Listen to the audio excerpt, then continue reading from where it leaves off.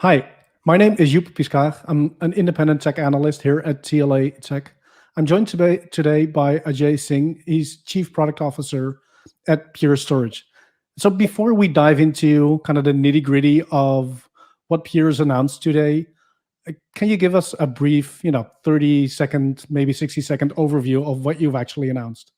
Absolutely. Super excited to talk to you about and share about today's announcements, which really are a significant progression of the company's vision and our perspective on what modern data storage and management should be, which is services delivered as code, self managed with AI. That's kind of the gist of the announcement. It's pushing the cloud operating model, and that's the direction Pure is going in. Nice. So um, services is the key word I'm guessing here. As a cloud native enthusiast, as someone who's used cloud, who's been in the data center for a long time, I understand what services mean, right? So the the movement I see Pure making, but also other companies, is you're moving away from selling a box to you're selling the availability of a service. You're selling a piece of storage in terms of terabytes, accessibility. You're selling data management as a service. And so Yes. it's less about the thing you have in the data center, and it's becoming more and more about that, cloud-like services-driven experience. And what I'm curious is, what does that service delivery mean to Pure? Which, from my perspective as a storage vendor, is not the easiest thing. But what does service delivery mean to Pure? Yeah, so by the way, completely agree with you. I mean, the cloud operating model ultimately is all about consuming SLAs. You want the infrastructure to become invisible and disappear, and ideally just have storage be a line of code in a Git repository that goes through a CI/CD process, and you can spin it up and spin it down.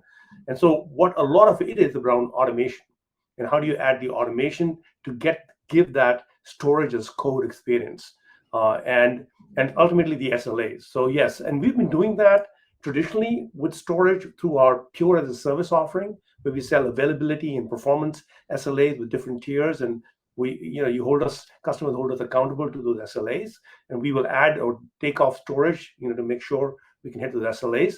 But this is kind of now taking it a step further as well.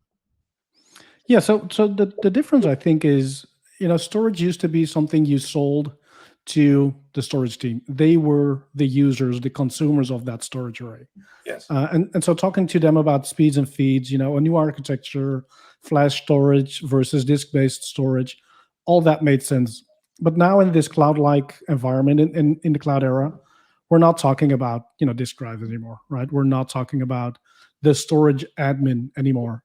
It almost seems like, we've completely outsourced those people.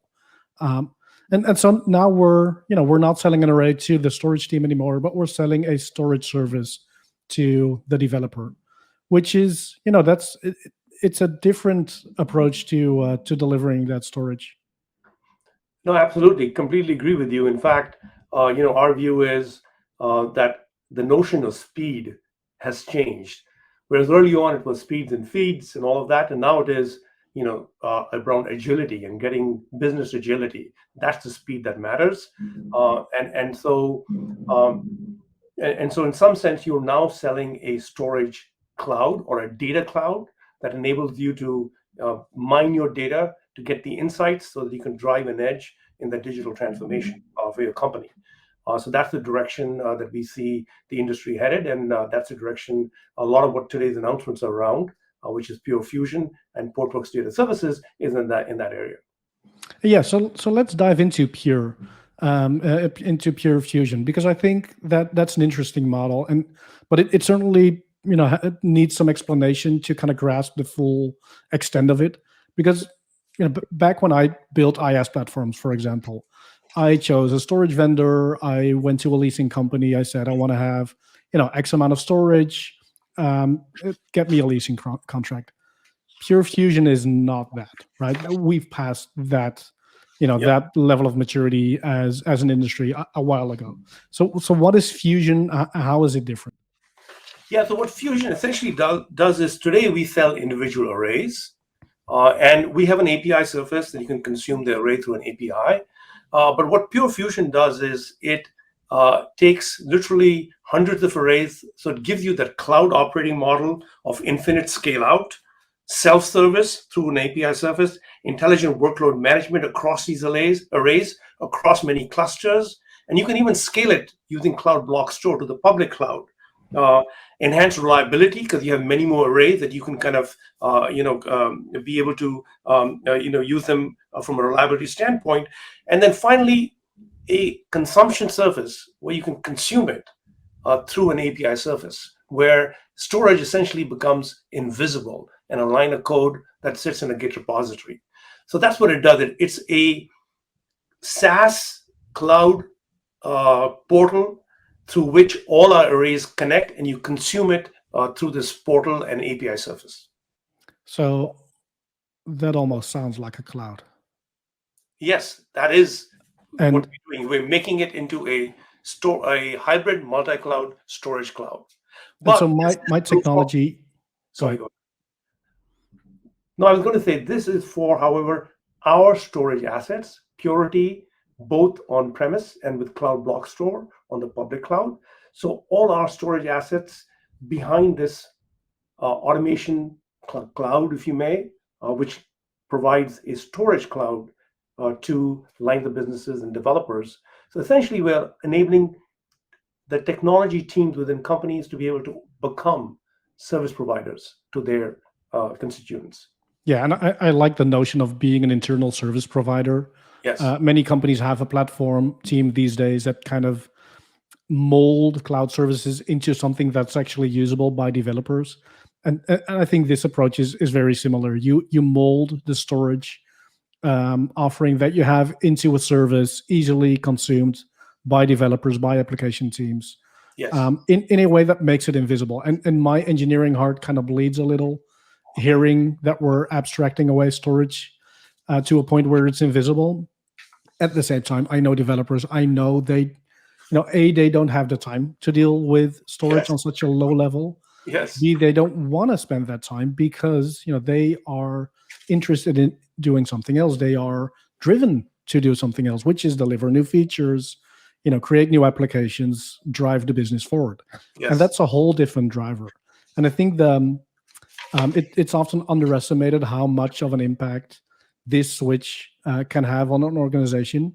If you can make infrastructure frictionless in that sense, just yes, make it easily consumable by the people that actually need the storage, not the ones that provision it. I think that makes sense, especially if you add features from a cloud paradigm like rebalancing storage, rebalancing yes, performance. I think that's ultimately what this is all about. As much as it kind of pains me to say it as an engineer, invisibility is absolutely the right word. Which I kind think of brings us to the next point, I think, which is cloud native development. We're talking about abstracting away storage, right? yes, But developers don't just consume block storage. They may as part of a bigger initiative, but that's not all they do. They consume so much more than just the block storage or the file services. Um, and so containers are obviously a big part of that, right? They create containers, yes. they store data in many, many different places, not just that one storage array. So what I'm kind of curious about is what's that next phase where um, we're um, we're talking about the kind of the data services that go on top of it, because developers need they need data streams, they need databases, they need so much more. No, absolutely. So that's kind of what I'm super excited about. The second announcement, which is around Portworx data services. We acquired Portworx a year ago, and this is again a significant progression in the company's vision as we go more upstack, where essentially leveraging and building on top of Portworx Enterprise, which is the leading product today for Kubernetes data management. We're also doing the additional automation on top to be able to offer database as a service, where some of these modern SQL, NoSQL, streaming, machine learning kind of services that developers want to use, Cassandra, Couchbase, data stacks, Progress, TensorFlow, Kafka, Spark, these kind of services with a couple of clicks as a technology or a technology team in a company with a few clicks and a database team, I can set up these services to run across any cloud or any Kubernetes, which is building on top of the power of Portworx. Yeah, I think that yet again is one of those things I see happening in the public cloud anyway. Yes. Developers just want to move forward. They have, they have a sprint. It ends in, I don't know, 2 weeks. They need to develop their features, and they need whatever they need. They need a database. They need a streaming service. They need all kinds of things. And so Yes. waiting for someone to provision that for them doesn't make sense anymore, right? So I think Portworx Data Services fills that gap where storage and data services on top now suddenly become on-demand, self-service. They Yes. are, developers are no longer dependent on anyone else just to consume a certain service. Again, I think that's why cloud definitely rose in popularity a couple of years ago, and that's what people are used to now. But cloud isn't the nirvana that we all talk about. There are upsides, definitely. There's also downsides. Cost is one of them. Security may be another, depending on the organization. But offering this flexibility, combined with the announcement we talked about just before about Fusion, I think offers developers a way of deploying new data services, Yes. kind of wherever they need them, however they need them. No, absolutely. And I would say one of the unique things about Portworx Data Services is you can certainly consume these services in the cloud, but effectively then you get locked into the cloud and you have some of the challenges associated with it. But with Portworx Data Services, effectively, you can go run this on anybody's cloud. You can run it on anybody's storage, on-premise, Pure Storage, anybody else's storage, and you can work it with anybody's Kubernetes, be it EKS, GKE, OpenShift, Rancher. It'll plug into all of that and effectively eliminate or dramatically reduce the labor using our Meta AI Ops engine to effectively you be able to, as a technology team, offer these services to your developers with very little effort and no lock-in. Yeah, and that's another great point. Lock-in is, it's a thing to deal with. Let's just put it that way. It's a realistic thing out there that we need to take into account. And while Kubernetes certainly is an open standard, you can run your container on any Kubernetes. In real life, it isn't as simple as that. No one moves application just around and around because of all of the adjacent services that come with Kubernetes. Storage is a massive part of it because data is inert. It doesn't like to move.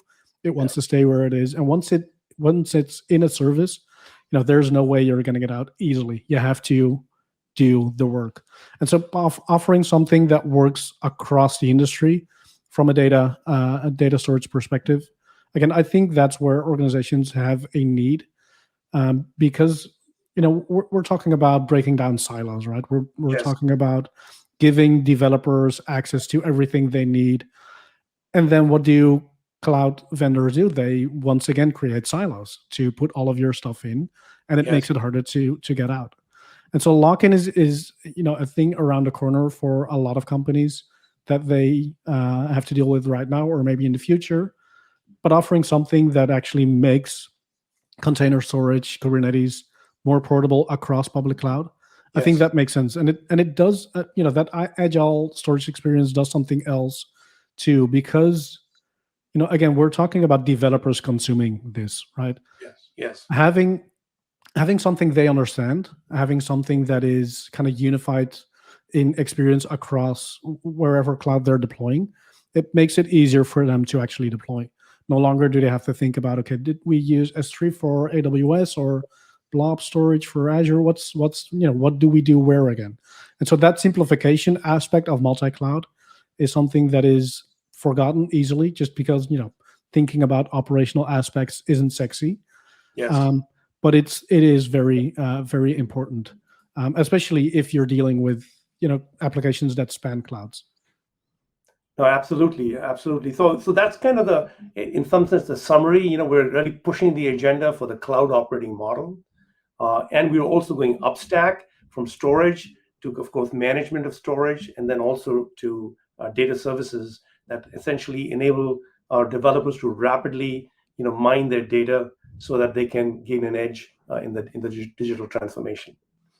Yeah, and especially these applications are no longer for internal purposes. They are no longer an enterprise app just used by employees. They are customer facing, and so production grade, Yes. resilience, availability, cost effectiveness, all of those aspects of operational automation of actually putting in the work to make it high grade. I think again, it's something understated and often forgotten. To be honest. No, absolutely. And I think the beauty of Portworx Data Services and what we're doing is building on an existing platform that's already enterprise grade, resilient with Portworx Enterprise, and of course our FlashArray and FlashBlade offerings. And so all of this really becomes enterprise grade, production ready, deliver SLAs at low cost to serve. And really, essentially, we're trying to make heroes of the technology teams within companies to be able to offer multi-cloud, data storage and data services to their lines of businesses and developers. Right. So I want to move to kind of the bigger picture, right? We talked about 3 announcements. What's the bigger picture behind all of this, and what's maybe like a glimpse of the future that we can expect from Pure? Yeah, so this is, like I said, it's a significant movement in the vision of the company, and that vision is really driving us from ultimately building products that help the customers in the digital transformation. And we call that the modern data experience. And we think of that in 3 steps, that the customer's journey to a modern data experience is around modernizing the infrastructure. And of course, with Flash, we think the data center is going to go all Flash over time. Just the physics of NAND versus hard disk. NAND is going to become cheaper and cheaper compared to hard disk, and soon, there's going to be no hard disk left. So those laws of physics are well into motion, and in the next 5+ years, you can expect hard disk to dramatically disappear. And that's part of modernizing and going to the all flash data center, the modernizing the infrastructure. The second part of the customer journey is modernizing operations, and our view is really the heart of modernizing operations is the cloud operating model. Can you operate it like a cloud so that operationally it's just available, becomes invisible? This modern infrastructure becomes invisible, consumable through APIs, and consumable simply, and really offering services like ransomware protection, availability, performance, those kind of services. But then taking it to the next level further above that is in the realm of data services, which is these modern data services to help customers ultimately modernize their applications, which is the third part of the modern data experience. So really modernize infrastructure, modernize operations, modernizing applications. That is our modern data experience, and that's what we are driving up. And as we do that, as a company, we go more and more upstack from infrastructure to data management to more data services. That's the direction we're going in. So think of Pure Storage over time as more Pure Data, because we're being offering data services, which ultimately what people care about. Everything else becomes invisible. I like that. I like also closing on being invisible, solving problems that actual companies have in terms of day-to-day management, infrastructure, operations, making it easier for them to focus on what they really want, Exactly. which is develop applications, reduce cost, make operations simpler.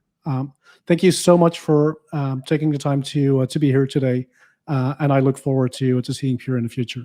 Thanks. Great. Thank you as well. Thank you, Joep.